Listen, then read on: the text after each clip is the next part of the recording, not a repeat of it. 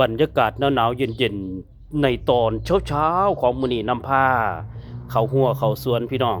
เห็นกะหล่ำเพิ่นงามกะหล่ำปีในช่วงหน้าหนาวจะออกดอกออกผลจะให้ผลผลิตเบิ่งหัวโลดพี่น้องอันนี้คือหัวกะหล่ำนะเบ้ยกำลังใหญ่พี่น้องเอ้ยกำลังงามอันมองเพิ่นตัดแล้วก็มีพุ่นอยู่ข้างแก่หัวพุ่น บ่แม่นของเจ้าของเด้อพี่น้องเด้อมาพ้อเห็นมันงามก็เลยนำผ้าเอาให้เบิ่งแบบนี้ล่ะเบ้ยความสวยความงามหลายผู้หลายคนมักเอาไปนึ่งใส่ปลาหลายผู้หลายคนก็มักที่จะเอาไปพัดพัดน้ำปลาเนาะพี่น้องหรือพัดใส่หมูแล้วแต่ผู้มักผู้ขาว่านึ่งใส่ปลามันจะหวานมันจะกรอบโดยเฉพาะกะหล่ำปีในช่วงหน้าหนาว โอ้ยสวรรค์หัวนี่เราพี่น้องเนาะเบ้ยดีไหมกำลังสวยกำลังงามกันเลยสำหรับกะหล่ำปี